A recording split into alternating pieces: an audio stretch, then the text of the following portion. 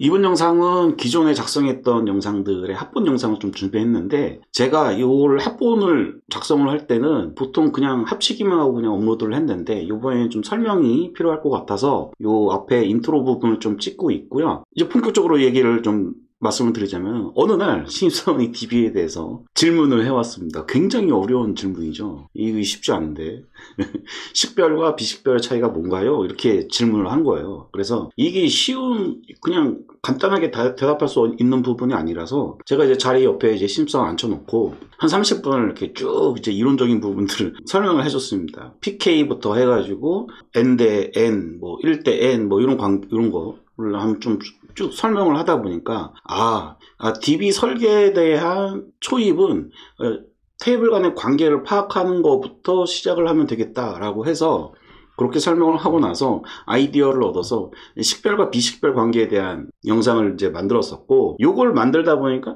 조금 더 뒤에 설명할 게 필요했어요. 그래서 정규화도 조금 어려운 거지만 정규화 영상도 만들었고요. 그 다음에 이제 정규화를 하고 설명하고 나니까 실질적으로 우리가 SI 개발에서 제일 많이 활용이 되는 부분들이 바로 기준 정보거든요. 그러니까 비즈니스 룰을 정의한 테이블들이 가장 많이 사용이 되는데, 그 부분까지 설명을 하면은 개발자를 위한 데이터베이스 설계에 대한 내용은 완성이 되겠다라고 생각을 해서 이렇게 식별과 비식별 관계, 정규화, 그 다음에 공통코드와 마스터코드라는 3개의 영상을 만들었는데, 이 영상이 띄엄띄엄 이렇게 만들다 보니까 조회수도 좀 잘 안 나오고 해가지고 일단은 3개 영상을 합치고 그 앞에 설명하는 내용을 좀 적어야겠다라고 생각을 해가지고 제가 지금 이 영상을 찍고 있고요.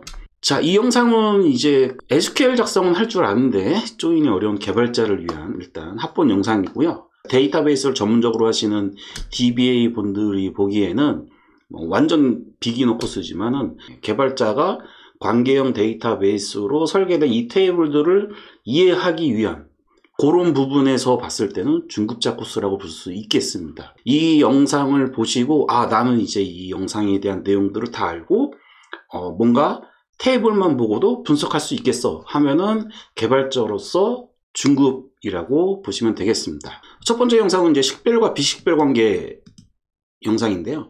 이 영상은 이 부분을 보시면서 테이블 간에는 관계가 있는데 이 관계가 어떤 관계들이 있는지를 파악하는 게 중요합니다. 요약하자면은 1대 N 관계, N 대 N 관계, N 대 1 관계, 그 다음에 이제 이 관계를 맺기 위해서 PK라는 게 필요하고, 그 다음에 포링키가 뭐고, 이 두 가지를 합쳐서 뭐 전문 이론적인 용어로는 후보키라고 얘기를 하죠.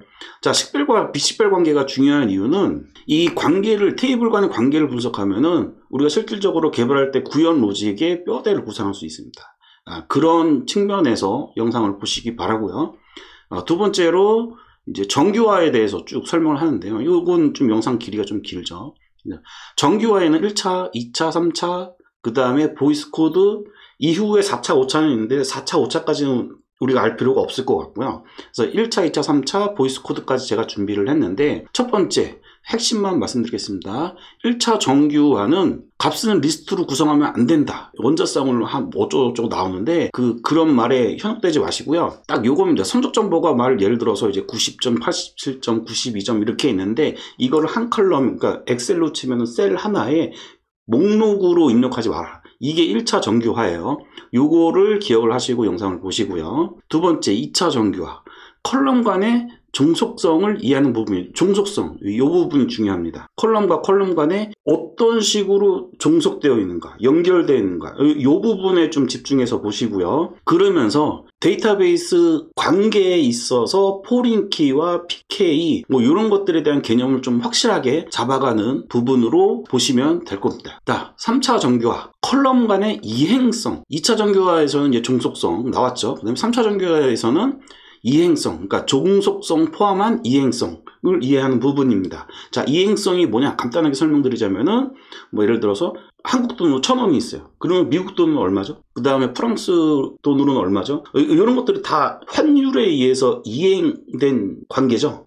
요 부분을 이해하시고 3차 정교화를 보시면 됩니다. 3차 정교화에서 이제 중요한 부분들은 이제 PK가 뭔지 FK가 뭔지 확실해졌기 때문에 실제로 앞에 위에서 설명했던 식별과 비식별의 차이를 완전히 이해하는 시간이 될 겁니다. 마지막으로 이제 보이스 코드 정교화인데요. 보이스 코드 정교화 같은 경우에는 내용이 좀 어렵죠. 그러니까 영상을 보시고 이해를 하셔야 되는데, 여기서 키워드는 보이스 코드 정교화를 통해서 비즈니스 룰, 우리가 소위 말하는 SI 개발에서 꼭 필요한 기준 정보들을 세팅하는 테이블들을 설계하는 그런 정교화라고 생각을 하시면 됩니다. 그래서 여기서 발견된 규칙이 바로 마스터 코드. 저는 제 나름대로 기준 정보라고 정의를 했는데 그 마스터 코드로 표현이 되는 부분입니다. 자, 그래서 이제 마지막 영상 공통 코드와 마스터 코드 같은 경우에는, 공통 코드는 이 정교화들하고는 크게 상관이 없어요. 4차, 5차 정도 정교화를 보시면 공통 코드도 그쪽에서 이제 발견이 되긴 하는데, 공통 코드는 대부분 그냥 명칭을 코드로 전환하는 정도 수준에서 SI 개발에서는 사용이 되기 때문에 공통 코드는 아주 가볍게 보시면 되고, 내가 이제 마스터 코드라고 해놨어요. 비즈니스 룰은 기준 정보다. 요거를 이해하시고 영상을 보시면 되겠습니다. 요 3개의 영상을 정주행해서 끝까지 보시고 그리고 나서 전반적으로 이해를 하셔야 된다. 이런 목적으로 합본 영상을 만들었으니까요. 꼭 정주행 하시기 바랍니다. 자, 이제 시작하겠습니다. 이번 시간에는 식별과 비식별 관계에 대해서 살펴보도록 하겠습니다. 일단 식별 관계와 비식별 관계를 설명하기 전에 이 키라는 거에 대해서 좀 설명을 드릴게요. 데이터베이스에서 이제 유일하게 구분해낼 수 있는 컬럼을 프라이머리 컬럼이라고 하죠. 그리고 이 프라이머리 키 컬럼이라고 얘기를 합니다. 줄여서 우리가 일반적으로 이제 PK라고 하고요. 그럼 이 PK를 왜 쓰나? 이론적으로는 여기 있는 말 그대로 데이터를 유일하게 구분해내는 그 레코드라고 하죠. 그 레코드를 하나만 이렇게 가져온다라는 게 보장이 되기 때문에 PK라는 거를 쓰는데, 실질적으로 데이터베이스에서는 이 PK를 이용을 해가지고, PK를 이용을 하면 이제 소팅이 가능하죠. 소팅이 가능하면은 검색, 서치하는데 굉장히 도움이 되는 부분이기 때문에, 또 이제 기술적으로도 필요하고 그 다음에 이론적으로도 필요한 개념이 바로 키라고 하는 것입니다. 그리고 이 프라이머리 키는 다른 테이블에 빌려줄 수가 있어요. 다른 테이블에 빌려주게 되면은 이 빌려받은 그 테이블 있죠? 그 테이블에서는 포린 키라고 합니다. 포린 키를 갖고 있으면 이 포린 키는 빌려온 테이블의 PK이기 때문에 이 포린 키를 이용하면은 다른 테이블에 데이터를 레코드를 하나만 가져올 수 있다는 보장이 되죠. 네, 이런 식으로 활용이 되는 게 바로 키입니다. 자, 키에 대한 개념은 뭐 간단하니까 이 정도로 이제 설명을 드리면 될 것 같고, 실질적으로 이제 데이터베이스에서 이 키를 이용을 하면은 이제 어떤 일이 발생하는지 잠깐 이제 살펴보고, 식별 관계와 비식별 관계를 좀 알아보는 시간을 가져보도록 하겠습니다. 제가 테이블을 2개를 준비를 했어요. 여기 테이블을 스코어, 그 다음에 스튜던트라는 테이블을 준비했고, 스코어 테이블은 지금 이렇게 돼 있고요.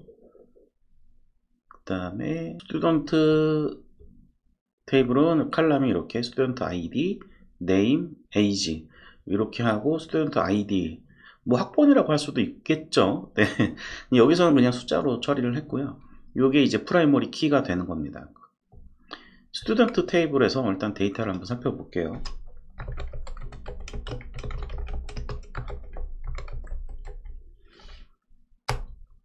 실행을 해보면 데이터가 이런 식으로 들어가 있습니다. 그리고 스튜던트 아이디는 제가 PK로 잡아놨어요. 프라이머리 키로. 그러면은 프라이머리 키로 잡아놓게 되면은 얘를 가지고 1이라고 조회를 하면은 요 레코드를 가져오게 되겠죠. 그 다음에 1이라는 레코드가 다른 레코드에는 안 들어가 있죠. 네, 이런 것들이 이제 보장이 되는 거죠. 유일하게 레코드 하나만 추출해낼 수 있는 칼럼, 이게 바로 PK다 라고 생각을 하시면 돼요. 그래서 우리가 이제 SQL 쿼리를 이제 작성을 하게 되면은 웨어절에다가 보통 이제 PK 칼럼을 가지고 웨어 조건을 주게 되죠. student_id 1 이렇게 하고 실행을 해보면 이렇게 잔도만 나오는 것을 볼 수가 있습니다. 자, 이번에는 제가 이제 스코어 테이블을 좀 살펴볼 건데요.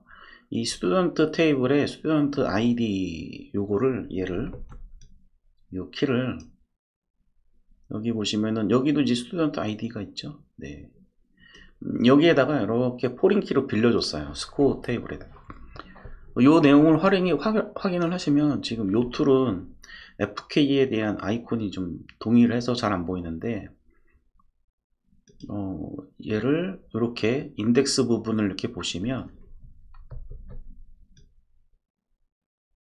프라이머리 키, 스튜던트 아이디, 스코어 아이디, 그 다음에 스코어 언더바 FK라고 되어 있죠. FK 포린 키가 이렇게 스튜던트 아이디로 잡혀 있는 것을 볼 수가 있습니다.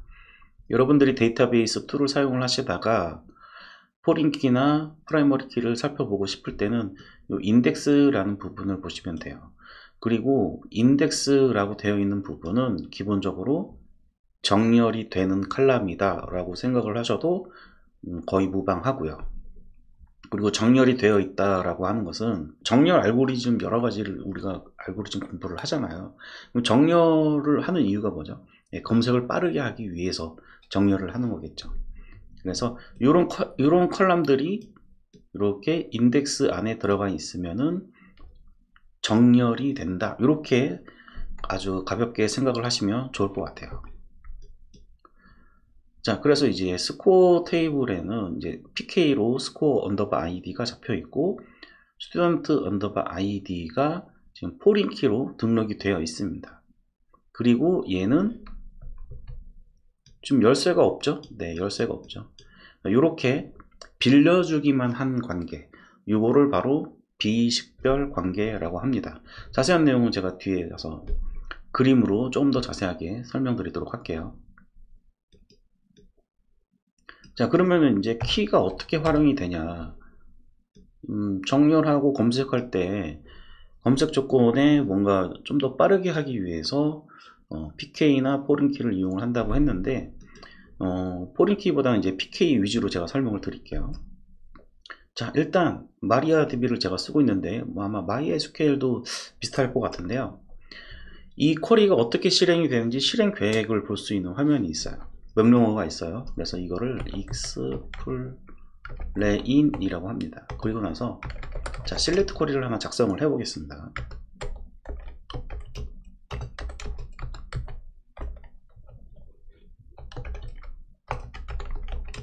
조인문을 하나 만들 거예요. 지금 이제 스튜던트랑 스코어랑 포린키로 연결되어 있기 때문에 얘 둘을 조인을 해서 결과를 보여주는 쿼리를 작성해 보도록 하겠습니다.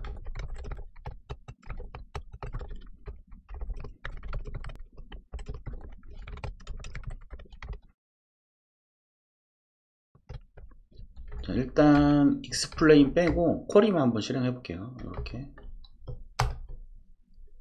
자, 이렇게 이제 조인이 돼서 나온 걸 볼 수가 있고, 조인이 제대로 됐는지 확인을 하시려면 스튜던트 아이디, 여기 스튜던트 아이디 여기 동일하죠. 지금 11 11 11 이렇게 됐고요. 그 다음 이제 이 쿼리가 어떤 식으로 실행이 되는지 이제 실행 계획을 봐야 되니까 explain 얘를 놓고 이제 실행을 해보면 이와 같이 프라이머리 키를 이용을 하고 그 다음에 FK를 이용을 해서 조인이 됐다라는 것을 설명해 주고 있습니다.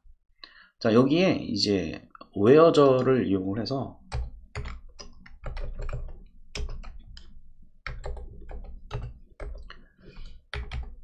스튜던트 아이디를 조회 조건으로 한번 넣어 보도록 하겠습니다. 결국에는 이제 한 학생의 시험 결과를 한번 조회해 보겠다라는 쿼리가 되겠죠. 얘만 한번 일단 실행을 해 보고요. 결과는 이제 스튜던트 아이디가 1이 좌도인 것 같아요. 그래서 얘에 대한 점수, 이코노믹 점수는 80점, 매스는 90점. 이렇게 나오는 것을 볼 수가 있고요. 얘가 이제 어떻게 실행이 됐는지 explain을 붙여서 실행을 해보면요.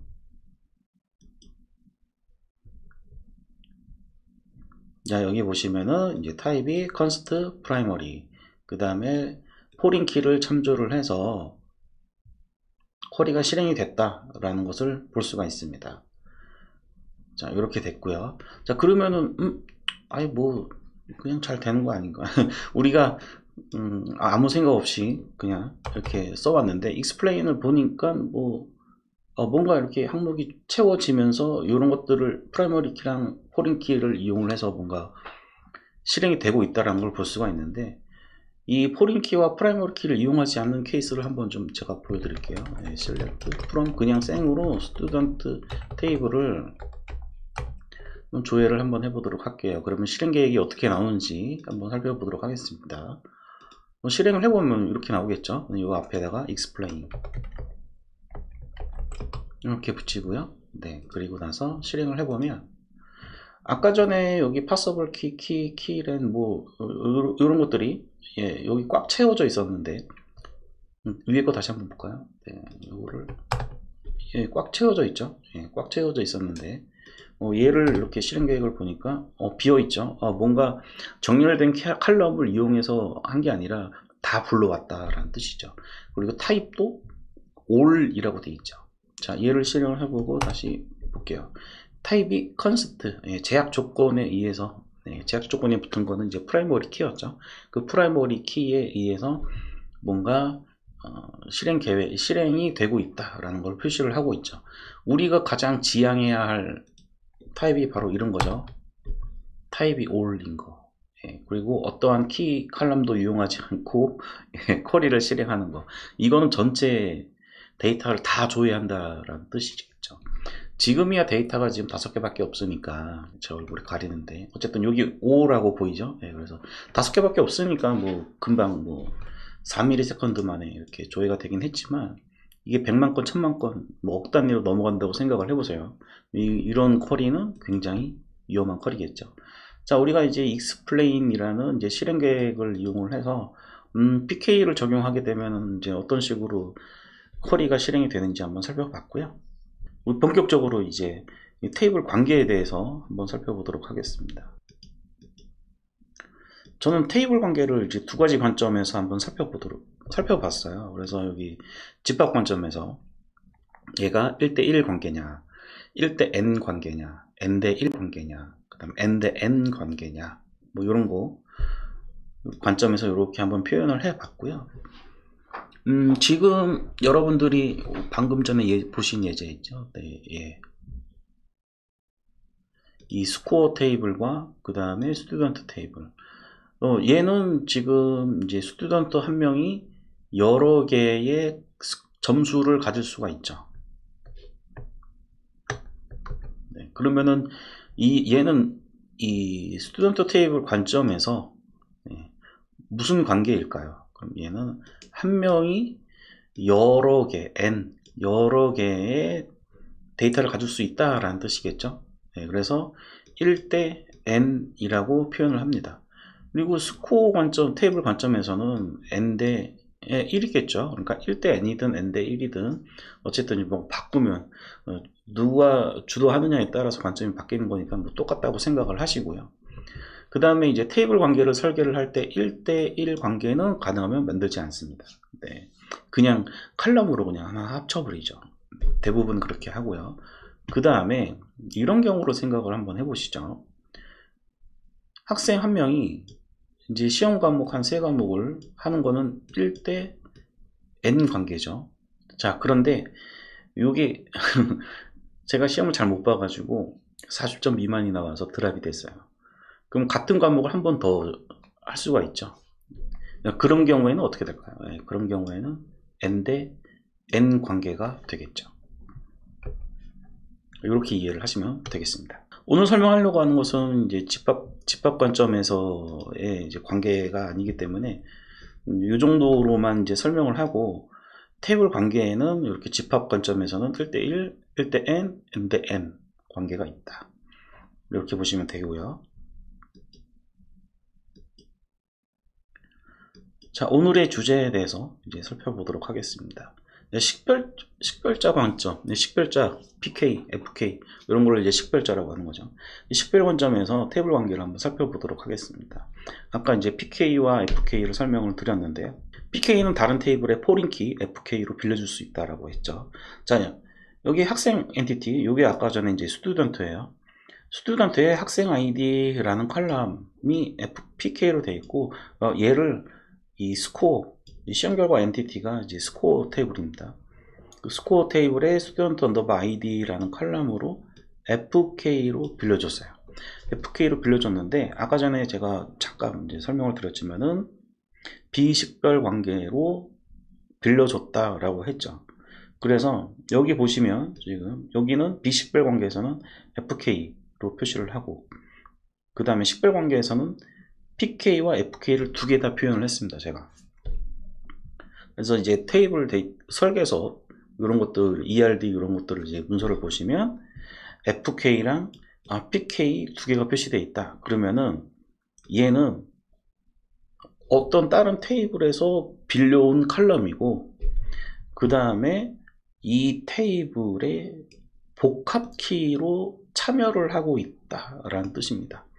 여기서 이제 복합키라는 개념에 대해서 좀 이해가 안 되신 분들은 복합키로 검색해가지고 공부를 하지 마시고요. 네, 정규화로 검색을 하셔서 데이터베이스 정규화 이렇게 검색을 하셔서 공부를 하시면 됩니다. 자, 그래서 복합키로 참여를 하게 된 겁니다. 그래서 시험 결과 테이블에는 컬럼이 PK 컬럼이 이렇게 두 개가 되는 거죠. 이렇게 둘 이상의 키를 복합키라고 합니다. 자, 그럼 이제 포린 키가 PK로 참여를 하느냐 참여를 하지 않느냐에 따라서 이게 식별 관계다, 비식별 관계다 라고 표현을 합니다. 그냥 말이 그냥 그런 거예요. 그래서 우리가 이제 툴 같은 거, ERD 그린 툴 같은 것들을 볼 때도 이렇게 PK로 참여를 하게 되면은 이렇게 실선으로 그려지게 되고요. 그렇지 않은 경우, PK로 참여하지 않은 경우는 이렇게 점점점으로 표시를 하게 됩니다. 제가 이제 dbeaver라는 툴을 한번 실행을 해가지고 거기에 실제로 이제 그런 식으로 그림이 그려지는지 한번 보도록 할게요. 이게 이제 dbeaver라는 툴이고요. 일단 단축키를 지원 안 해서 이렇게 보여드리도록 하겠습니다. dbeaver 툴에 보시면 이제 테이블 이렇게 제가 접속을 해서 보여드렸고요. 이 스코어 테이블이 스튜던트 테이블의 PK를 참조하고 있죠. 포린키로 갖고 있죠. 스튜던트 언더바 아이디. 얘를 한번 이제 더블 클릭하면은 이제 이런 식으로 보여지는데, 여기에 보시면 엔티티 관계도라는 게 있습니다. 자, 이렇게 보시면 여기 보시면은 이렇게 나오죠.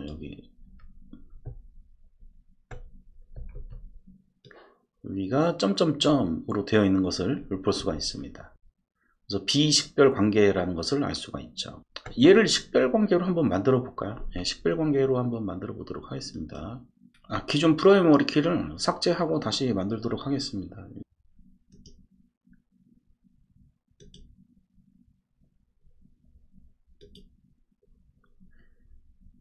그 다음에 프라이머리 키를 다시 복합키로 이렇게 스코어 아이디하고, 그 다음에 스튜던트 아이디 이제 이번에 이제 두 개를 프라이머리 키로 이렇게 만드는 거죠.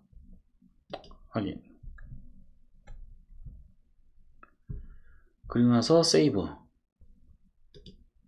자, 이렇게 해서 이제 프라이머리 키가 복합키로 두 개 이상의 컬럼으로 구성이 된 복합키로 구성이 됐고요.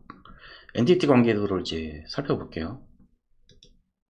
살펴보면은 여기 보시다시피 이렇게 아까와는 다르게 실선으로 이렇게 실선으로 표시되는 걸 볼 수가 있습니다. 그래서 F키로 포린키로 얘가 이렇게 포린키로 지정이 되면서 PK로 참여하게 되는 경우에는 이와 같이 점선에서 실선으로 바뀌는 것을 볼 수가 있습니다. 자, 그러면은 이제 포린키를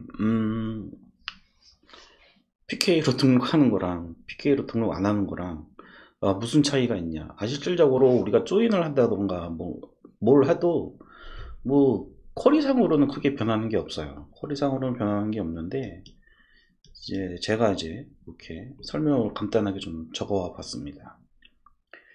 비식별 관계를 사용하는 이유. 네, 이렇게 한번 준비를 해봤는데요. 데이터의 무결성 측면에서는 이제 식별 관계로 만드는 것이 좋습니다. 네, 이론적으로는. 무결성이라는 단어가 데이터베이스에서 굉장히 중요하기 때문에. 하지만 이제 개발 측면에서는 이제 여러 가지 그 요구사항들이 있죠. 그 요구사항들을 언제 어떻게 고객이 또 바뀔지 모르기 때문에 항상 이렇게 관계에 있어서는 우리가 스프링 부트로 뭔가 이렇게 기체 지향 프로그래밍을 할 때도 느슨한 결합 뭐 이런 단어들이 많이 나오는데 실제 실무 프로젝트에서 데이터베이스도 마찬가지라고 저는 생각을 해요. 예, 데이터베이스 전문가가 제가 아니기 때문에 뭐 확실히 그렇게 해야 된다라고 말씀드리기는 좀 그런 부분이 좀 있긴 하지만 제가 이제 자바 개발자로서 프로그래밍 관점에서 봤을 때 데이터베이스의 테이블, 그러니까 엔티티죠. 엔티티도 마찬가지로 관계를 느슨하게 유지를 하는 것이 좋다라고 저는 개인적으로 생각을 합니다. 그래서 엔티티 간의 관계를 느슨하게 유지하는 것이 좋다라고 하는 게 제 관점이고요. 이거를 위해서는 이제 식별 관계로 만들게 되면은 얘가 PK로 참여를 했잖아요. 식별 관계에서 PK로 참여했다는 얘기는 데이터를 넣어줄 때 반드시 데이터가 있어야 된다라는 거죠. PK는. 근데 PK 참여 안 하고 빼면은 그냥 포린키로서만 유지가 되면은 그냥 테이블에 데이터는 추가를 할 수가 있죠.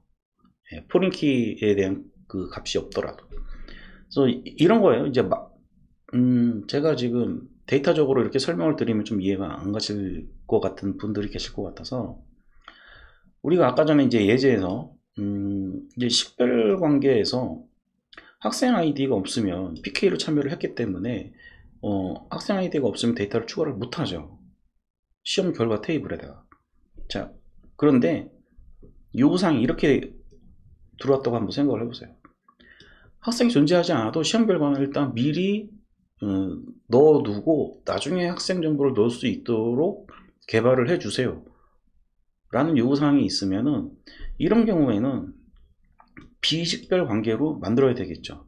왜냐하면 학생 아이디 정보가 없더라도 일단 데이터는 추가를 할 수 있어야 되니까. 그렇죠? 네, 여러분들 요거 이해를 하셔야 됩니다. 그래서 대부분의 경우 실무에서는 비식별 관계로 만들어 버리죠.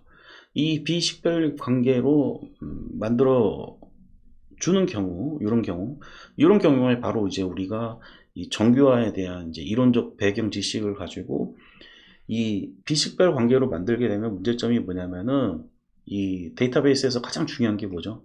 무결성이거든요. 이 무결성이 흐트러질 수가 있어요. 그 무결성을 최대한 흐트러지지 않게끔 만드는 것이 바로 비식별 관계로 전환했을 때 정규화라는 이론적 배경 지식이 필요한 겁니다. 그래서 여러분들도 이제 요 식별 비식별 관계에 대해서 이제 오늘 강의를 들으셨으니까 이후에 정규화가 뭐가 있는지 한번 여러분들이 인터넷 검색을 하셔가지고 따로 별도로 공부를 해 보셨으면 좋겠습니다.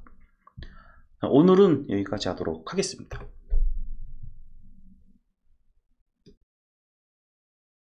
이번 시간에는 데이터베이스의 정규화에 대해서 살펴보도록 하겠습니다. 우리가 이제 차박할 때 평탄화는 필수라고 하죠. 차박할 때 그 의자 잘 펴놔야, 잘 펴놓고 위에 이렇게 평평하게 해놔야 밤에 잘 때 편하게 잘 거 아니에요. 어차피 놀러 간 건데. 마찬가지입니다. 데이터도 우리가 정제되지 않은 데이터들, 정리되지 않은 데이터들, 이런 것들을 이제 평탄화하는 작업이 필요한데요. 이걸 데이터베이스에서는 정규화라고 합니다. 자, 그래서 이제 정규화란 무엇이냐? 데이터에 대한 평탄화 작업이다라고 제가 좀 다시 한번 해석을 했습니다. 자, 그래서 이제 우리가 데이터를 가지고 뭔가 이제 정규화를 한다고 했을 때 굉장히 어려운 내용이잖아요. 예, 그런데 실질적으로는 우리가 실무에서 사용하는 데이터를 보지 못했기 때문에 그런 현상들이 발생을 하는 거거든요. 그래서 실제로 데이터가 어떻게 변화가 되고 어떤 데이터들이 정리되지 않은 채로 유지가 되고 그거를 실제로 엑셀 뭐 이런 걸로 어떻게 관리를 하는지 한번 살펴보면서 정규화를 하는 과정을 쭉 한번 보여드리도록 하겠습니다. 그럼 데이터는 어디서 확보할 수 있을까? 네, 보통 이제 SI 프로젝트에서는 고객이 업무를 보면서 작성한 엑셀 문서들 있죠. 네, 이런 것들을 이제 참조를 해서 어떤 내용들이 들어가고 어떤 데이터가 관리되고 있는지를 파악을 합니다. 하지만은 요 엑셀 문서를 확보하는 게 그렇게 쉬운 문제가 아니에요. 왜냐면은 이 업무 보시는 분들이 이 자신만의 노하우를 녹여서 엑셀 문서를 만들기 때문에 잘 내놓지 않습니다. 그래서 우리가 설계를 할때 보통은 이제 공식적으로 이제 보고서 문서 있죠. 예, 보고 문서 이런 것들을 참조를 해서 어떤 데이터가 필요할 것인지 예상을 해서 우리가 이제 개발이 들어가고 설계가 들어가다 보니까 그런 부분들이 실제 프로젝트에서는 참 어려운 부분들이 좀 있죠. 자, 정교화를 이제 살펴보기 전에 일단 이상현상이라는 게 무엇인지에 대해서 좀 살펴볼 필요가 있습니다. 이상이라고 하는 것은 normally라고 돼 있죠, 영어로. 노멀하지 않다라는 뜻이에요. 그래서 이게 뭔 얘기냐면 우리가 데이터를 입력하고 수정하고 삭제할 때 뭔가 이렇게 데이터 간의 일관성이 유지돼야 되는 부분들, 이런 부분에 이상이 생길 수가 있어요. 갱신하고 삽입하고 삭제할 때 이제 이런 문제들을 최대한 이제 없애기 위해서 하는 작업이 바로 정규화라는 작업이. 그래서 정규화 작업을 이제 하는 이유가 뭐냐면은 일단은 방금 살펴본 이상 현상을 최대한 방지하고 그 다음에 데이터의 무결성을 유지하면서 실제로 데이터베이스가 동작할 때 효율적으로 검색할 수 있게끔 설계하는 작업, 이것이 바로 정규화라고. 결론은 이겁니다. 이상 발생에 따른 휴먼 에러의 최소화. 사람이 입력을 하면서 실수하는 경우가 가장 큰 에러가 발생하는 그런 케이스인데 데이터베이스를 정교화를 통해서 잘 설계해 놓음으로 해가지고 이런 이상 현상 발생을 방지하자. 이게 바로 가장 큰 정규화의 목적이겠죠. 자, 그래서 정규화를 하는 이제 방법으로는 일단 가장 많이 쓰는 게 이 네 가지입니다. 1차 정규화, 2차 정규화, 3차 정규화, BC 정규화. 자, 그러면 이제 첫 번째로 평탄화 작업을 한번 해보도록 하겠습니다. 이 영어에 NF라고 적은 것은 normal 폼의 약자입니다. 정규형 1NF 써 있으면은 1차 정규형 이렇게 생각을 하시면 됩니다. 가장 첫 번째로 작업해야 될 내용. 그래서 1FN이 뭐냐? 도메인이 원자값이어야 된다라고 하는 겁니다. 자, 그러면은 여기서 좀 이게 자바 개발하셨던 분들, 이런 객체지향 프로그래밍을 하셨던 분들은 데이터베이스의 도메인하고 그 다음에 객체지향 프로그래밍에서 얘기하는 도메인이 용어가 다르거든요.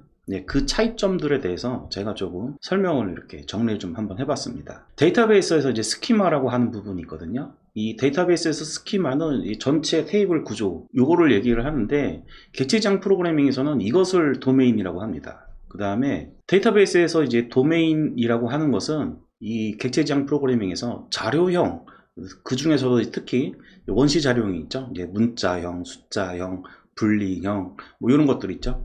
네, 이런 것들을 얘기를 합니다. 그래서 여러분들이 지금부터 나오는 용어 중에서 이제 도메인이라는 용어가 나오면은 요거는 객체지향 프로그래밍의 원시 자료형을 얘기한다. 그 다음에 데이터베이스에서는 또 이제 도메인이 이렇게 객체지향 프로그래밍의 원시 자료형이라고 해서 꼭 이제 숫자 문자만 이렇게 되는 것도 아니고 그 주소 도메인이다 그러면은 주소가 한국에서는 이제 무슨 시군군 이렇게 가는데 뭐 미국에서는 이제 거꾸로 가죠. 이런 것도 도메인이라고 해요. 그 다음에 이제 전화번호 포맷 이런 것도 도메인이라고 하고. 그러니까 데이터베이스에서 얘기하는 도메인 개념이 객체지향 프로그래밍에서 얘기하는 도메인하고는 살짝 다르다.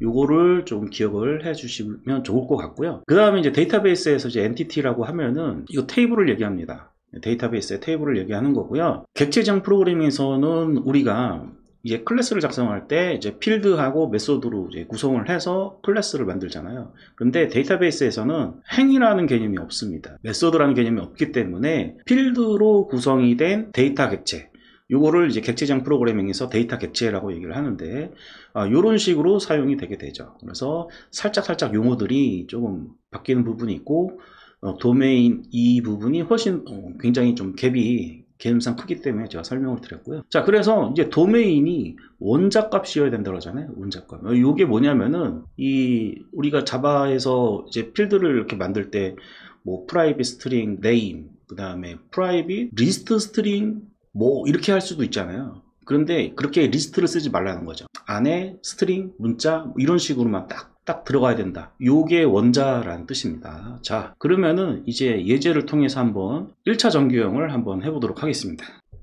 자, 여기 보시면은 이제 뭐 대학에서 행정하시는 분이 이제 학생별로 수강 과목 현황을 목록을 이렇게 쫙 작성을 하셨어요. 이렇게 작성을 하셨는데 학번 이름 뭐 이런 서상석이라는 학생은 수강 과목이 경제학 원론, 경제수학, 김민희는 뭐 이런 식으로 이제 정리를 했단 말이죠. 요게 정규화 대상이라는 거예요. 여기 보시면은 수강 과목 칼럼에는 수강 과목 하나만 위치를 해야 되는데 2개가 위치를 했죠. 콤마로 구분됐죠. 결국에는 아까 얘기했듯이 리스트로 구성이 된 거잖아요. 이 학생에 대한 수강 과목이 리스트로 구성이 된 것을 볼 수가 있습니다. 이렇게 하지 마라.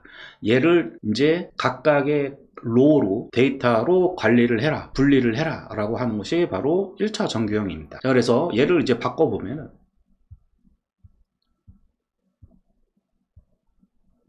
이렇게 가는 거죠. 아까 전에 이제 서상석이 경제학 원론과 경제수학 여기 콤마로 이렇게 옆에 붙였는데 그게 아니라 레코드로 관리를 하라는 얘기예요. 분리를 하라는 얘기죠. 그래서 같은 테이블 내에서 레코드로 이제 분리를 해서 그러면 서상석이 수강한 과목은 어떻게 할까? 서상석이라는 이름으로 이 테이블에서 조회를 해서 필터를 걸어주는 거죠. 우리가 SQL 공부할 때 웨어절에다가 조건 주잖아요. 이름이 서상석인 애만 조회해, 셀렉트해 하면은 이 2개만 남겠죠. 이렇게 하는 것이 바로 1차 전교형.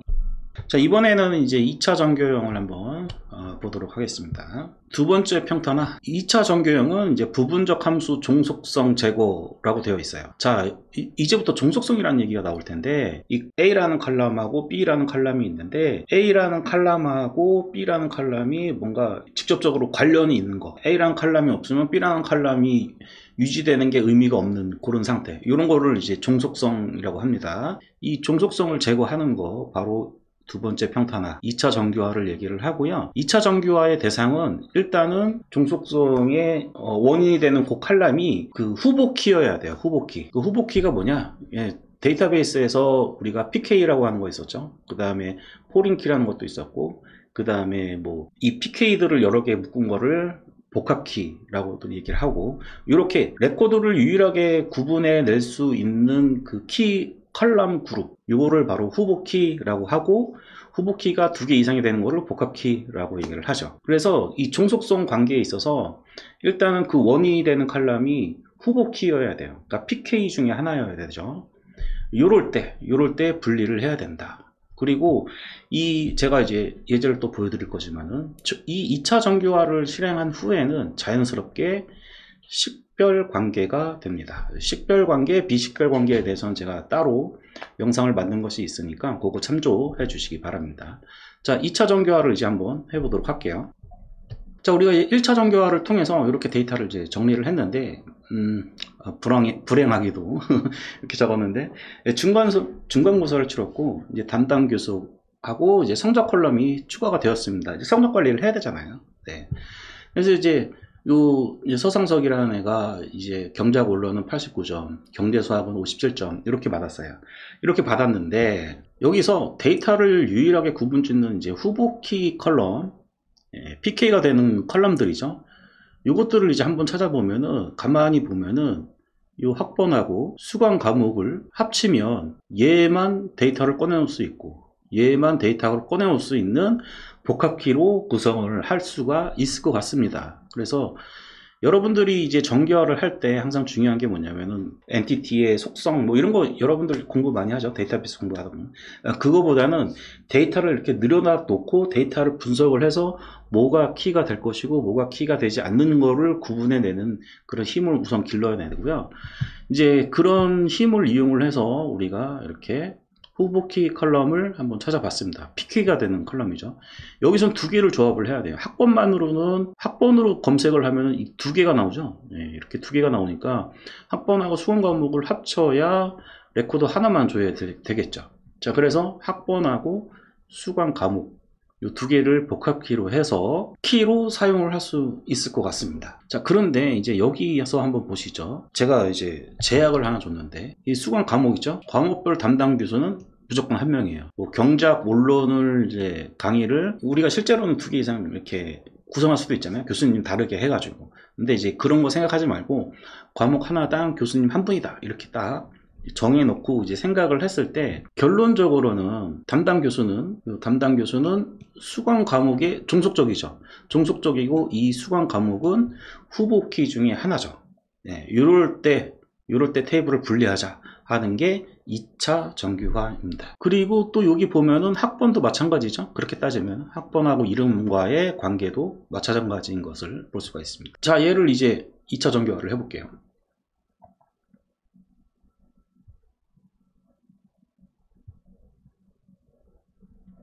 일단 담당 교수와 수강 과목을 이렇게 뺐어요. 이렇게 빼고 테이블로 별도로 이제 분리를 한 거죠. 분리를 했고 이 테이블이 이 테이블을 찾고 이 테이블이 이 테이블을 찾으려면 키로 연결이 돼야 되죠. 식별 관계가 돼야 되겠죠. 그래서 얘가 키가 되고 얘는 이제 복합키에 참여한 후보키에 참여한 후보키가 됐고 그 다음에 이 수강 과목하고 담당 교수를 이렇게 분리를 한 거죠. 분리를 해서 이 수강 과목에 담당 교수 이름 칼럼이 나타나게끔 하려면은 이 두 개 테이블을 조인을 하면 되겠죠. 그 다음에 학생정보는 아까 학번하고 이름 두 가지가 있었죠. 예, 그래서 걔도 이제 분리를 한 거예요. 이것처럼 요 분리를 해보니까 이제 학번하고 이름 이렇게 테이블을 학생 현황이라는 테이블을 하나 별도로 분리를 할 수가 있게 되었습니다. 결론적으로는 우리가 이제 개념적으로 한번 생각을 해보죠. 수강 과목이라는 게 있고 그 다음에 학생이라는 게 있어요. 그 둘의 관계는 뭐죠? 한 학생이 여러 개의 수강 과목을 들을 수 있고 한 과목은 여러 명의 학생을 수강 받을 수가 있죠. 이런 관계를 다대다 관계라고 하는데 이 다대다 관계를 해소하는 방법 중에 하나가 바로 중간에 이렇게 식별 관계를 가진 테이블을 중간에 하나 놓음으로써 얘랑 다이렉트로 붙으면 다대 단대 하나 거치면은 1대다 다대 1 이렇게 그래서 자연스럽게 다대다 관계가 해소되는 것을 볼 수가 있습니다. 그리고 이제 담당자가 또 이렇게 테이블을 분리해 놓고 보니까 학생 현황 데이터만 따로 이제 관리를 할 수 있으니까 뭐 전공도 한번 칼럼도 한번 이제 추가를 해본 거예요. 그래서 이제 학생이 어떤 전공인가까지 관리를 할 수 있게 됐죠. 자, 그런데 이제 문제는 뭐냐면은 이게 테이블이 3개로 나눠졌죠. 테이블이 3개로 나눠졌는데 결론적으로는 이 사용자, 실제로 데이터를 사용하는 사용자는 이런 형태로 보여줘야 되죠. 그렇죠? 네. 그러다 보니까 우리가 쿼리를 날릴 때 조인이 필요를 하게 되죠. 결론적으로는 이상 현상을 해결하기 위해서 정교화를 통해서 2차 정교까지 해가지고 테이블 3개로 나눴는데 뭐 이상 현상을 최소화하고 휴먼 에러를 최소화할 수 있는 것까지는 좋은데 결론적으로는 실제로 데이터를 봐야 되는 부분은 이런 데이터니까 우리가 개발을 통해서 SQL이죠. SQL을 통해서 조인을 해가지고 최종적으로는 이 데이터를 보여줘야 되죠. 자, 이번에는 세 번째 평탄화 3차 정교화에 대해서 좀 이제 살펴보도록 하겠습니다. 3차 정교형은 그 종속적 함수 종속성 제거 뭐 말이 너무 어렵죠. 이행적 함수 종속성 제거. 어쨌든 종속성이라고 하는 것은 없으면은 내가 문제가 되는 컬럼이 따로 있다라는 얘기인데 이게 종속성이 아까 전에는 학번하고 이름 혹은 이제 수강 과목이랑 담당 교수 이렇게 이제 1뎁스였는데 이번에는 2뎁스로 들어가는 거죠. 2뎁스로. 자, 그 예를 한번 이제 보여드리도록 하겠습니다. 이거는 예제를 보셔야 이해가 잘 되니까요. 자, 아까 전에는 이제 이만큼이었죠. 네, 이만큼이었고 이만큼을 이용을 해서 2차 정규화까지 이렇게 해놨었고요. 자, 그런데 이제 문제가 생겼어요. 총장님이 갑자기 오셔가지고 단과대별 학습 성취도를 보고 싶다고 해요. 그래서 기존에 엑셀로 관리하던 그 데이터에 단과대 칼럼하고 그 다음에 이제 단과대에 학과까지 내가 아까 전에 2차 정규화 때 넣어놨잖아요. 그러면 좀 더 칭찬받기 위해서 이제 학과 칼럼까지 넣은 거죠. 네. 자, 그래서 이제 이렇게 칼럼이 더 필요한 거예요. 더 필요한데 이제 2차 정규화 한 거를 보니까 이 단과대 있죠. 이 단과대는 요 학생의 학과가 결정이 되면은 단과대는 자연스럽게 결정이 나죠. 왜냐하면 학과는 단과대에 속해 있고 학생은 학과에 속해 있으니까. 이게 이제 종속성이 이제 이뎁스까지 들어간 거죠. 네, 학생은 학과에 속하게 되고 학과는 단과대에 속하게 되고. 자, 그래서 이 쭉 보니까 이제 얘가 일단은 2차 정규화 한 거에서 학생 현황에 단과대를 추가하면 될 것 같아요. 추가하면 되는데 이 학과가 단과대에 속해 있으니까 이 단과대를 이제 분리하자 이거죠. 자, 분리하는데 이 종속되는 칼럼 있죠. 이 종속되는 칼럼이 지금 후보 키가 아니죠. 그렇죠? 네. 그러니까 2차 정규화 같은 경우에는 테이블을 분리할 때 기준이 후보키 중에 하나인데 3차 정규화는 후보키가 아닌 거에 대한 종속성이 있다라는 얘기죠. 자, 그래서 이제 얘는 분리를 좀 잘 해야 됩니다. 왜냐면은 키를 가지고 분리한 게 아니기 때문에 유일한 레코드를 찾아내기가 굉장히 힘들죠. 자, 그래서 얘를 이렇게 분리를 했어요. 일단 학생 현황에는 학과까지만 놔두고 그 다음에 학생 현황에는 이제 처음에 이제 학과까지 남겨두고 요 단과대 칼럼 있잖아요. 요 단과대 칼럼을 단과대별 학과라는 테이블을 하나 만들었어요. 이렇게 만들었어요. 그래서 사회과학대에 경제학과가 포함되고 예술대학에 영화 영상학과가 포함이 되고 이런 식으로 이제 테이블을 나누는데 이제 이 우리가 보여줄 때는 얘하고 조인을 해야 되잖아요. 예, 조인을 해야 될 때 경제학과를 여기서 찾아서 단과대를 찾고 그 다음에 넣고 뭐 이런 것도 할 수 있지만은 단과대를 기준으로 뭔가 학생 현황을 이용해야 되는 그런 케이스도 있다는 얘기죠. 그리고 여기서 이 단과대별 학과 데이터를 보면은 지금 공과대학으로 검색하면 2개가 나오죠. 2개가 나오니까 이 테이블의 유일한 레코드만 찾을 수 있게끔 PK 후보키를 한번 구성을 해보자면은 단과대 칼럼과 학과 칼럼 2개가 필요하죠. 자, 그러다 보니까 이게 우리가 후보키를 복합키로 구성을 하게 되면은 조인 걸 때 조금 귀찮거든요, 많이. 네, 그래서 이 단과대 학과 요 복합키를 대체키로 하나로 관리를 하겠다. 이렇게 한번 좀 자바에서 치면 리팩토링을 한번 한 거죠. 네, 이렇게 해보면 이렇게 구성을 한 거죠. 자, 학과 코드라는 대체키를 하나 너머로 해가지고 이 학과 코드를 학생 현황 테이블에 이렇게 하나 해놓으면은 얘랑 얘만 조인하면 되잖아요. 조인 조건이 간단해지죠. 그러면서 이 학과 코드는 학생 현황 테이블에 키로 참여하고 있지 않기 때문에 자연스럽게 비식별 관계가 되게 됩니다. 자, 그래서 우리가 2차 정규화를 했을 때는 식별 관계로 분리가 되죠. 그 다음에 3차 정규화를 하게 되면은 자연스럽게 비식별 관계로 연결이 되게 됩니다. 자, 이 부분이 이렇게 바뀌었고요. 2차 정규화 했을 때 이 중간 점수랑 담당 교수는 그대로 유지가 된 거를 볼 수가 있습니다. 아, 테이블이 하나 더 늘어나 가지고 조인할 게 또 많아졌죠. 네. 자, 이번에는 조금 더 어려운 평탄화를 한번 진행해 보도록 하겠습니다.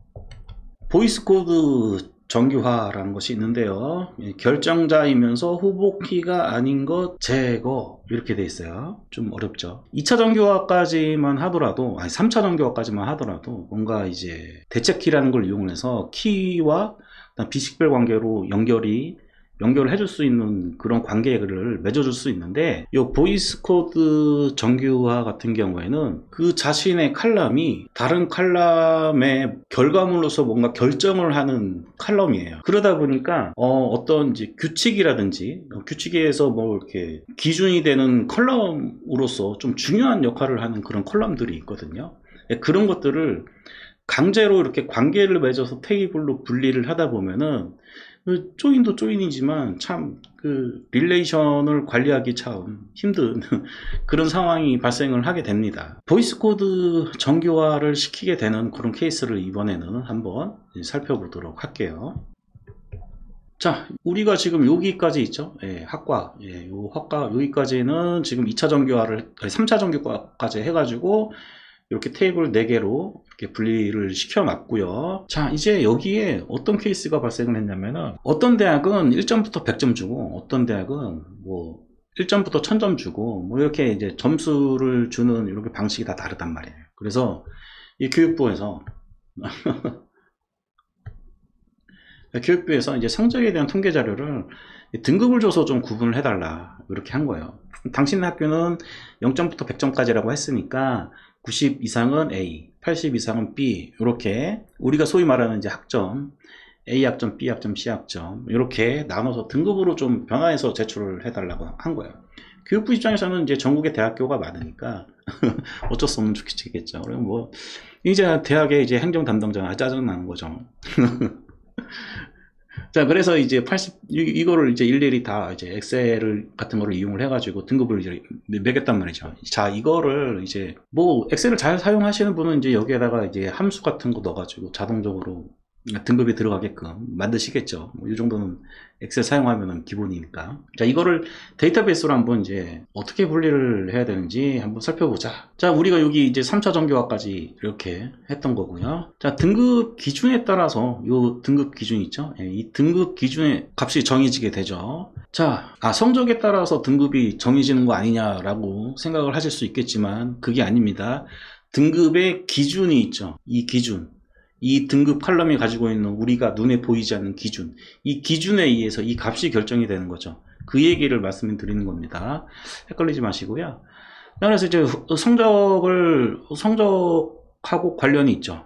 네, 요 키하고는 전혀 상관이 없고 그 키가 후보 키가 아닌 요 칼럼하고 관련이 있는 요 등급 기준 있죠. 이 등급 기준을 뭔가 테이블로 강제로 이렇게 나누려고 하다 보면은 테이블과 테이블 간의 관계를 맺기 위해서 우리가 필요한 게 뭐죠? 키죠. 포린키, PK, 뭐 이런 후보키군 이런 것들이 필요한 건데 애매하단 말이죠. 그래서 얘를 이제 그 보이스코드 정규화를 통해서 어떻게 나누냐, 얘 등급에 대한 기준 정보를 별도 테이블로 이와 같이 등급 기준표 이런 식으로 별도 테이블로 구성을 하게 됩니다. 그래서 A 등급은 90 이상 100 미만이면 안 되죠. 101 미만 해야 되겠죠.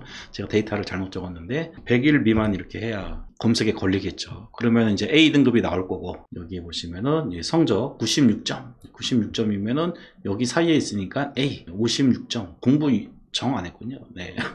56점이면 이제 여기죠. F. 이렇게 이제 등급 기준 표를 테이블로 별도로 작성을 하고 릴레이션을 맺지 않습니다. 후보키가 아닌 것, 그러니까 PK도 아니고 FK도 아니에요. 그런 것에서 분리했기 때문에 관계를 맺지 않습니다. 관계를 맺지 않고 그러면은 중간고사 점수 이 테이블의 이 등급 칼럼은 이 등급 기준표 테이블을 알아보라고 어떻게 릴레이션이 안 맺어 있는데 어떻게 알 수가 있죠? 라고 이제 궁금해 하실 텐데요. 우리가 이제 일반적으로 이 테이블을 이렇게 만들 때 우리가 뭐 칼럼명 뭐 이렇게 자료형 뭐 이렇게 넣잖아요. 넣을 때 이제 코멘트를 입력하는 부분이 있어요. 그래서 그 코멘트에다가 명시를 하게 되죠. 이 등급 칼럼은 등급 기준표 테이블에 있는 값을 참조해서 쓴다. 이런 식으로. 그리고 좀 더 자세하게 적는다면은 뭐 몇 점 이상일 때 A 뭐 이런 내용들도 코멘트에 적게 되죠. 그러니까 우리가 이제 ERD를 그렸을 때 관계도에는 표시가 되지 않지만 굉장히 중요한 테이블이 하나 있어요. 그게 바로 마스터 테이블이죠. 마스터 테이블은 이런 기준이 굉장히 많을 거예요. 이런 기준에 대해서도 또 이 테이블로 설계를 한 거죠. 이런 마스터 테이블을 설계하는 요거는 바로 데이터베이스를 설계하는 사람만의 이제 노하우가 좀 담기게 되죠. 자, 그래서 이제 그 보이스 코드 정교화까지 이제 살펴봤고요. 이제 마지막으로 평탄화를 하지 말아야 될 때도 있다. 네, 요거에 대해서 조금 더 살펴보도록 하겠습니다. 예제는 제가 따로 준비는 하지 않았는데 요거를 바로 이제 정교화를 이렇게 해놔다 보니까 테이블이 너무 쪼개져 가지고 조인할 때 너무 힘든 거예요. 그쵸? 네. 그러다 보니까 굳이 정교화를 하지 않아도 된 케이스, 이런 케이스가 있을 수도 있기 때문에 다시 이제 역으로 이렇게 돌려보내는 거죠. 돌려보내는 것을 바로 역정규화라고 합니다. 자, 우리가 지금까지 정규화 4개 했던 거를 한번 이제 최종 결과를 한번 보도록 하죠. 제 사진 때문에 이게 잘리는군요. 더 키워보겠습니다. 여기에 이렇게 가면은 네, 다 보이시죠? 자, 그래서 테이블이 이제 총 하나, 둘, 셋, 넷, 5개가 생겼습니다. 수강 과목별 담당 교수가 누구인지, 그 다음에 수강 과목별 중간고사 점수 학생 현황, 단과대별 학과 이렇게 3정교학까지 하게 되면은 이렇게 테이블이 도출이 될 거고, 여기서 이제 등급 이 부분, 이 부분에 대한 부분이 바로 마스터 테이블이 된다. 이렇게 되는 거죠. 자, 그러면 역정교화는 이제 어떤 경우에 이제 발생을 할까라고 이제 생각을 여러분들이 좀 해보시면은, 일단은 학번이 있으면 학생 이름은 어떤 케이스든 어떤 조인 케이스든 학생 이름은 반드시 보여야 되는 경우가 있어요. 자, 그럴 때는 이제 이렇게 이름 테이블을 이렇게 이 테이블에다가 추가를 해 주는 거죠. 그러면은 이제 얘가 이제 서상석이니까 뭐 이렇게 들어갈 거고, 이런 식으로 이제 들어갈 텐데, 그러면은 아까 말씀하셨던 이상현상, 갱신하고 삽입하고 삭제했을 때 발생한 이상현상이 좀 문제가 되지 않을까요? 네, 맞습니다. 맞는데 이 개발 편의성을 위해서 그냥 넣어놓는 거예요. 여기서 지금 이제 서상석이라고 했는데 여기 서석이라고 바꿨다, 임의로 바꿨다. 그러면은 얘랑 무교성이 깨지는 거죠. 하지만 대부분의 경우에는 이렇게 역정교화를 통해서 임의로 이제 칼럼을 추가한 케이스 같은 경우에는 수정을 못하게 합니다. 이 부분이 수정 불가로 만들어 버리는 거죠. 아예 UI에서 이런 식으로 이제 무결성이 깨지지 않게끔 또 이제 UI에서 조정을 하게 되죠. 자, 역정교화가 필요한지 안 한지에 대한 판단은 여러분들이 공부만 해서는 배울 수 있는 부분이 아니고, 뭔가 이제 경험이 많이 쌓이고 설계 경험도 많이 쌓이고 하다 보면은 자연스럽게 역정교화를 어떻게 해야 되는지에 대한 노하우가 많이 생길 거고요.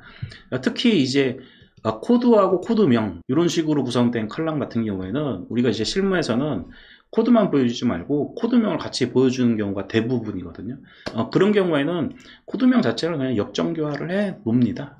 그렇게 놓으면은 크게 문제가 발생하는 케이스는 거의 없더라고요. 왜냐하면 UI에서 편집 자체를 막아버리기 때문에 크게 문제가 발생하지는 않습니다. 이렇게 역정교화까지 알아봤습니다. 자, 마무리로 차박의 평탄화가 필요하듯이 데이터에도 평탄화가 필요합니다. 표준화를 시키기 직전의 단계, 이런 거를 영어로 표현할 때는 보통 노멀라이제이션이라고 많이 하더라고요. 우리가 통계학에서도 그 정규 분포 있죠. 그 정규 분포 할 때의 정규도 노멀라이제이션을 얘기를 하는 거고요. 우리가 뭔가를 이용하기 편하게 하기 위한 이 평탄화 작업, 요거를 정규화라고 하는 것이고요. 이 정규화를 하는 목적을 이제 제가 마무리하는 시점에 다시 한번 이제 말씀을 드리도록 하겠습니다. 정규화를 하는 목적, 이상 발생을 최대한 방지를 하고 무결성을 유지하는 것. 역정교화를 잘못하면 무결성이 깨질 수 있다. 그 다음에 데이터베이스 엔진이 데이터를 검색할 때 효율적으로 검색할 수 있게 우리가 인덱스라는 걸 주죠. PK를 주게 되면 기본적으로 인덱스가 들어가게 되고요. 효율적인 검색을 위해서 또 정교화를 한다. 결론은 휴먼 에러의 최소화. 이게 이제 목적이 되겠죠. 자, 이렇게 해서 정교화 오늘 여기까지 하도록 하겠습니다. 이번 시간에는 코드 정의에 대해서 얘기를 해보도록 하겠습니다. 우리가 프로젝트를 참여를 하다 보면은 초급 개발자들 한두 명씩 이제 끼게 되는데, 그때 이제 가장 만만한 게 초급 개발자야 도메인 지식이 전무하다 보니까 CRUD 정도만 할 줄 알면 개발할 수 있는 공통 코드 화면을 하나 좀 개발하라고 이렇게 지시가 내려가는데, 실제로는 이 공통 코드하고 이제 마스터 코드 두 가지, 코드 정의라고 하는 것이 두 가지인데, 이게 알고 보면 또 쉬운 것만은 아니거든요. 그리고 이제 기본적으로 이제 마스터 코드를 다루게 되면은 마스터 디테일이라는 테이블 구조에 의해서 1대 다 관계를 조인하는 게 쉬워 볼 수 있지만 또 어떻게 보면 또 어려운 부분일 수도 있기 때문에 그 전에 요거를 이제 펼치기 전에 이제 SI 얘기를 조금만 할게요. 국내에 있는 SI의 그 용어들이 우리가 SAP라고 하는, SAP이라고 하는 이런 솔루션에서 사용이 되는 코드들을 많이 차용하다 보니까 용어들 자체가 이제 코드화 되어 있는 부분이 굉장히 많이 있어요. 도메인 지식이 없다 라기보다는 이제 국내 SI 개발 같은 경우에는 SAP 코드를 잘 모른다가 아마 가장 큰 문제가 아닐까라고 생각이 들어요. 그러다 보니까 코드로 대화를 하게 되고, 코드로 대화하다 보니까 신입 개발자들이나 혹은 이제 중급 개발자가 되더라도 그 SAP 용어라기보다는 코드죠. SAP에서 사용이 되는 코드들에 대한 배경 지식이 없다 보면은 내가 도메인을 몰라서 개발을 못하는 것 같은 그런 착각이 들 수 있는데, 그건 여러분들의 착각이 아니고요. 이거는 SAP라는 솔루션이 워낙 거대하고 많이 사용되고 있다 보니까 여러분들이 이제 그런 부분을 접할 수 없는 환경에서 개발을 그냥 시킨 대로만 하다 보니까 어쩔 수 없는 현상이고요. 본격적으로 공통 코드와 마스터 코드에 대해서 살펴보도록 하겠습니다. 우리가 이제 프로그램 개발을 할 때 이 코드라는 것을 정의를 하는데요. 이 코드에는 이제 크게 두 가지로 나눠집니다. 공통 코드와 마스터 코드, 이렇게 두 가지로 나눠지고요. 공통 코드가 뭐냐? 네, 이거에 대해서 한번 얘기를 해보도록 할게요. 공통 코드는 이제 소프트웨어 전반적으로 일관성을 유지해야 되기 위해서 어떤 용어를 우리가 한국에서는 이제 영어 단어 약어로 많이 표현을 하죠. 네, 이런 것들을 공통 코드라고 하고요. 그 다음에 이제 마스터 코드라는 것이 있습니다. 마스터 코드는 비즈니스 규칙이 있죠. 그 비즈니스 규칙에 대한 유효성 검사를 목적으로 한 정의된 코드입니다. 그래서 이 부분은 이제 여러분들이 도메인 주도 설계라는 DDD 책을 보시면은 그 책에도 나와 있는 얘기예요. 이런 룰셋이라고도 많이 하거든요. 여기 룰이라고 되어 있는데 어떤 규칙 이런 것들을 정의하기 위한 전문 솔루션들이 많이 있습니다. 그래서 실제로 대형 프로젝트 같은 경우에는 이 룰을 전문적으로 다루는 솔루션을 도입을 해서 사용하는 경우도 많이 있습니다. 그리고 제가 이 부분을 하나 더 이제 적긴 했는데요. 제가 이제 지난 시간에 이제 정규화에 대해서 강의를 올렸었는데, 정규화 때 이제 BCNF까지 보이스 코드 정규형까지 수행을 하게 되면 자연스럽게 도출되는 부분이 바로 마스터 코드. 정규화에 대해서 좀 부족하신 분들은 제 강의 영상을 좀 보셨으면 좋겠고요. 본격적으로 이제 공통 코드를 한번 보도록 하겠습니다. 공통 코드에는 어떤 유형이 있냐 한번 살펴보도록 하죠. 공통 코드에는 이제 메시지 코드 혹은 다국어 코드 이런 것들이 있고요. 그 다음에 이제 분석 설계 단계에서 이게 서로 상호 간에 이제 고객이랑 그 다음에 소프트웨어 개발하는 분이랑 용어 사이에 이렇게 갭이 있을 수 있거든요. 이런 갭들을 좀 정리해 놓는 식으로 실제 소프트웨어에는 적용이 되지 않지만은 서로 간의 용어를 통일시키기 위해서 이런 용어 사전 코드도 좀 관리를 하게 됩니다. 이거는 이제 프로그램으로 개발되기보다는 그냥 뭐 지라나 뭐 이런 툴들 있죠. 이런 툴들에 좀 정리해 놓는, 혹은 엑셀로 정리를 해 놓는다든가 뭐 이런 일들을 하게 되고요. 공통 코드에는 이제 메시지 코드와 다국어 코드가 있는데요. 메시지 코드는 이제 일반적으로 이제 에러 메시지 같은 거, 이런 것들을 이제 코드화해 놓는 거죠. 오라클 사용하셨던 분들은 좀 익숙하실 텐데, 오라클 같은 경우에는 에러 메시지 하나하나마다 코드가 다 부여되어 있죠. 그 다음에 다국어 코드가 있는데, 다국어는 우리가 이제 애플리케이션을 개발할 때 이제 영어로 표현할 것이냐, 뭐 한국어로 표현할 것이냐, 뭐 스페니쉬로 할 거냐, 뭐 이런 것들을 이제 전환시키기 위해서 만들어 놓은 코드죠. 자, 그럼 한번 예제를 한번 보도록 하죠. 공통 코드는 일반적으로 테이블 하나로 구성이 되게 되고, 키와 밸류 형태로 엔티티를 작성을 하게 됩니다. 일반적인 상황에서요. 이렇게 테이블을 사용하지 않는 케이스 같은 경우에는 이제 자바에서 이넘이라든지 혹은 인터페이스에 스태틱 필드를 만들어 가지고 사용하는 경우도 있습니다. 테이블이 없는 경우도 있을 수가 있다라는 얘기죠. 메시지 코드를 한번 보도록 하겠습니다. 메시지 코드를 제가 이제 테이블 이런 형태로 만들었는데요. 이거 아주 간단한 형태니까 여기서 조금만 응용하면 훨씬 더 좋은 테이블 구조가 만들어질 수 있을 것이고요. 일단 코드 컬럼이 있고 그 다음에 메시지 컬럼이 있습니다. 그래서 이 각각의 메시지마다 여기 보시면 데이터가 존재하지 않습니다. 이런 거는 ER05001 이런 식으로 코드를 만들어 두기도 하죠. 그리고 이제 디스크립션을 좀 적어주면 나중에 도움이 되죠. 코드 정의의 가장 폐해라고도 할 수 있는데, 코드 정의를 해놓고 나서 나중에 이제 수년이 지난 후에 이 코드가 정말 이렇게 사용이 되는 코드인지 조금 의문스러워지는 그런 시점이 또 있기도 하거든요. 왜냐면은 그 코드가 정의하는 그 코드의 범위, 이게 명확하게 판단이 되지 않는 케이스가 있기 때문에 이 디스크립션을 남기는 것은 굉장히 중요한 상황이고요.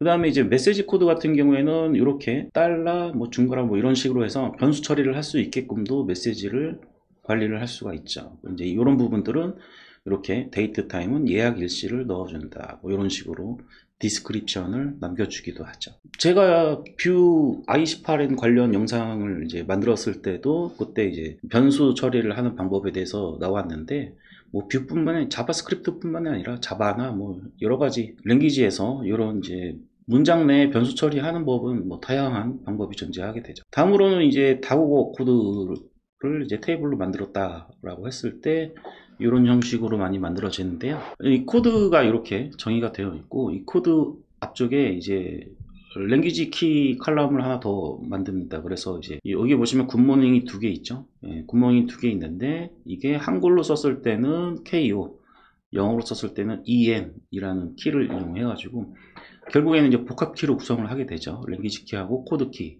복합키로 구성을 하게 되고, 그때그때마다 메시지가 어떻게 나오는지 확인을 하실 수가 있게 됩니다. 공통 코드는 간단하죠. 키 밸류 형태이기 때문에 테이블 하나로 조인 없이 구성하는 경우가 대부분입니다. 다음으로는 이제 마스터 코드에 대해서 한번 보도록 할게요. 참고로 이제 요 마스터 코드에 관련된 유형은 뭐 논문이나 뭐 이런 부분들 참조한 게 아니라 제 이제 순수하게 이제 경험치로 제가 이제 분류를 해서 정리를 한 거기 때문에 제 말이 꼭 맞다는 얘기는 아니고요. 제가 이제 기본적으로 프로젝트를 진행을 하다 보니까 뭐 이렇게 분류를 할 수 있겠다라고 생각해서 좀 적은 겁니다. 그래서 분류 코드가 있고요, 기준 코드가 있고 상태 코드가 있습니다.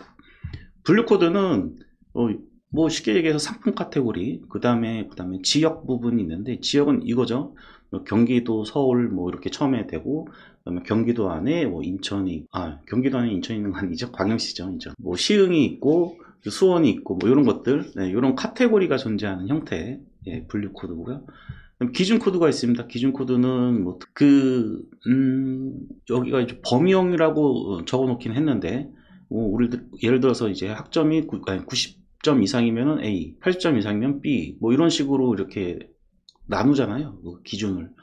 이런 것들을 이제 기준 코드라고 저는 정의를 해봤고요. 그다음에 상태 코드가 있습니다. 그 상태가 전이가 발생한다라고 적어놨는데, 이거는 예제를 제가 보여드리면서 한번 더 자세하게 설명드리도록 하겠습니다. 일반적으로 마스터 코드는 마스터 디테일 관계로 엔티티를 구성을 합니다. 그래서 이제 마스터 그룹이 되는 그 테이블이 하나 관리가 되고 있고, 그 그룹을 좀 더 상세하게 설명하는 상세 테이블, 이렇게 두 개로 관계를 맺어가지고 구성을 많이 하게 됩니다.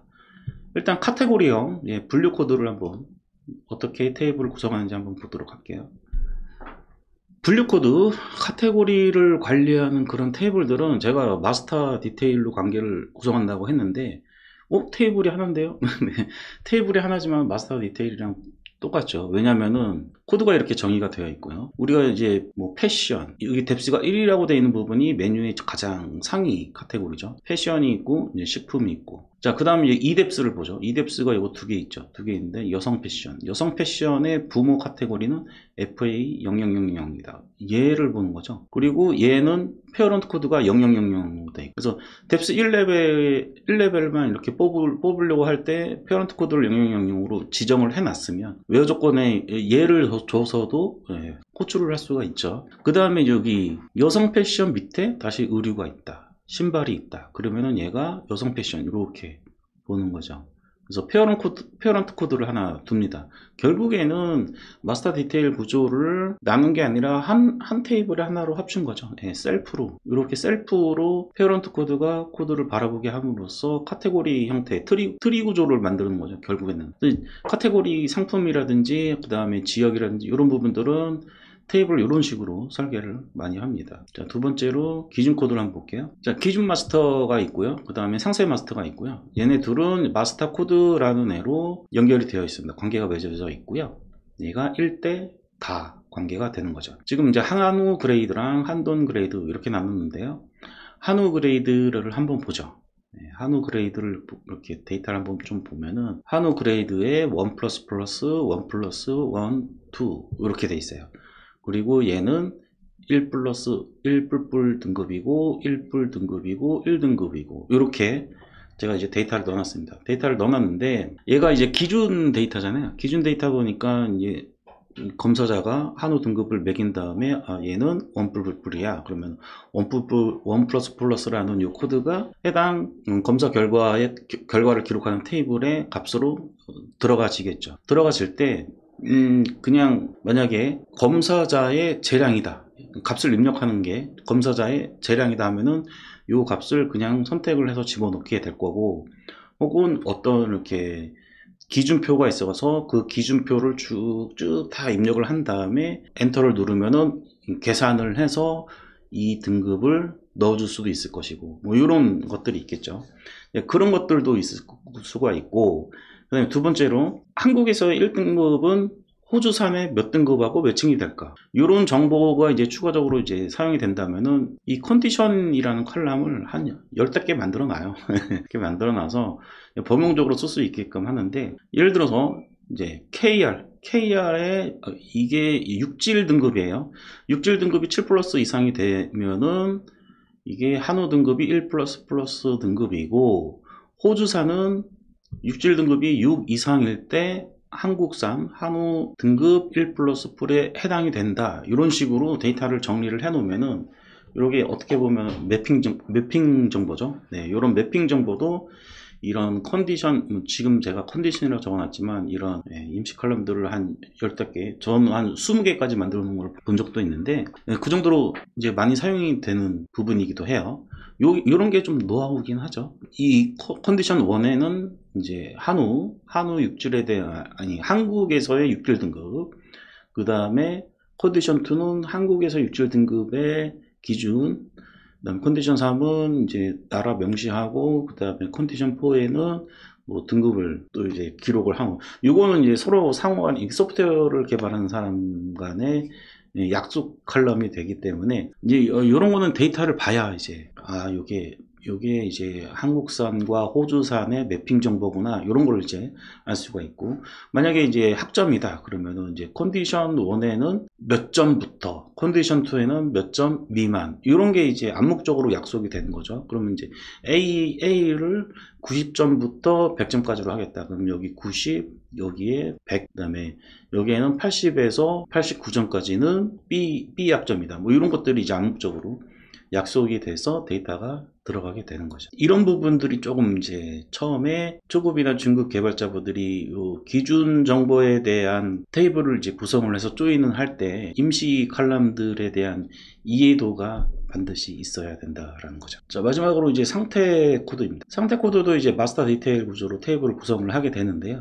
마스터에 있는 PK 칼럼이 물론 상세에 있는 PK 칼럼의 복합키로 참여를 하게 됩니다. 참여를 하게 되고, 여기 밸류라고 되어 있는데 밸류라기보다 그냥 디스크립션이죠. 그래서 우리가 스마트 팩토리에서 이제 자재에 대한 자재 진행 상태를 관리하게 되면, 자재가 구매 중이냐, 출고 전이냐, 입고 전이냐, 뭐 이런 상태를 관리하는 거를 이제 코드로 이런 식으로 관리를 하게 됩니다. 그러면은 여기 보시면은 이제 공통 코드에서 뭐 이런 에러 메시지 코드를 관리하는 거랑 뭐 크게 다르지 않냐라고 할 수도 있겠지만은, 이런 상태 코드가 하나만 있는 경우는 거의 없거든요. 여기서처럼 이제 품질 검사 진행 상태, 무슨 상태 이런 것들이 있기 때문에 상태들을 관리하는 테이블들을 이런 식으로 마스터 디테일로 구성을 하게 되죠. 그래서 이제 대부분의 마스터 코드 같은 경우에는 마스터 테이블, 그 다음에 마스터 테이블의 상세에 해당되는 상세 테이블을 1대 다로 구성을 해가지고 조인해서 사용하는 방식으로 많이 구성을 하게 됩니다. 자, 오늘은 이제 코드 정의에 대해서 한번 살펴봤고, 코드 정의에 공통 코드와 마스터 코드를 좀 구분해서 여러분들이 좀 사용을 하시면 훨씬 도움이 될 것 같아서 강의를 준비를 했고요. 오늘은 여기까지 하도록 하겠습니다.